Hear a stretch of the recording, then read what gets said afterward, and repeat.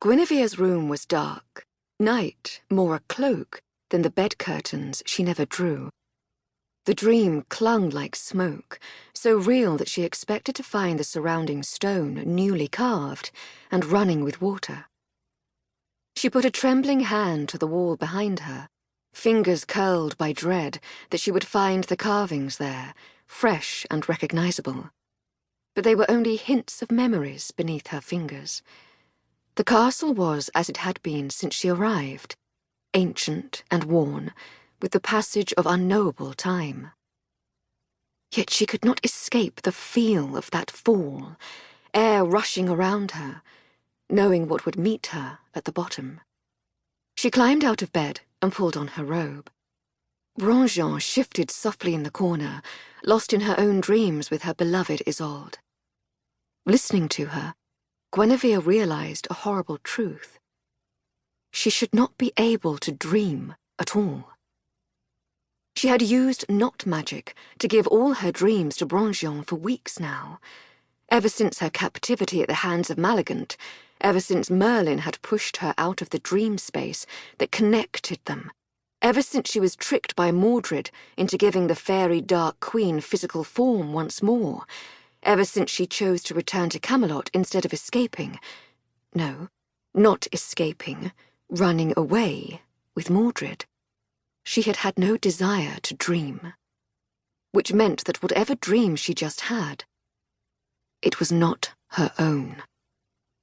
As she hurried through the night-black secret passage against the mountain that connected her room to Arthur's, she folded her arms around herself, unwilling to touch the stone again, distrustful of it. She was awake enough now to check that every knot she was connected to was still in place. The knot on the door to the secret tunnel entrance into Camelot that only she, Arthur, and Mordred knew about. The knot on her own door, her own windows, every way that the Fairy Queen, or her grandson, Mordred, might access Guinevere. Nothing. Everything was as she had left it, all protections in place, which terrified her even more.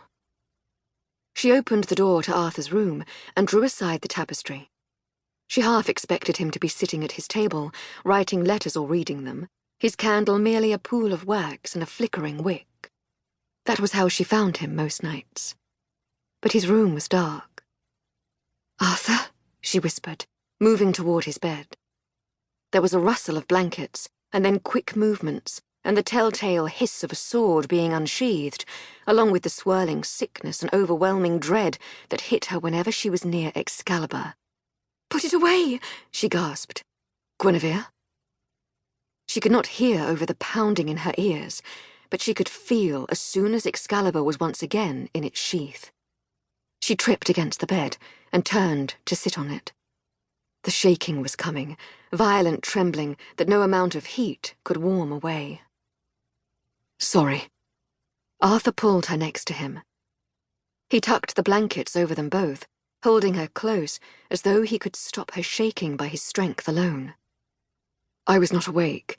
It is always my first response these days, ever since—" He did not finish. Neither of them needed him to. They had both watched the Dark Queen emerge, a creeping nightmare made real with the flesh of 1,000 beetles, twisting roots, and Guinevere's own blood. She did not question why Arthur's reaction to being startled awake would be to seize their one true defense against that abomination. "What did you need?" He brushed her hair from the pillow so that he could lie as close to her as possible. "I had a dream," she whispered to the darkness. It felt further away, less important now that he was holding her. "A bad dream?" "I should not have dreams at all. I knotted them away." She had not told him about what she was doing for Brangien, or why. That was Brangien's secret to keep or to reveal, not Guinevere's. And with magic banned in Camelot, she would not risk her friend's safety. Arthur hummed thoughtfully. They were so close that she could feel the vibrations in his chest. "Perhaps the knot came undone? Maybe you did not do the magic right." "Maybe." Guinevere wanted to agree.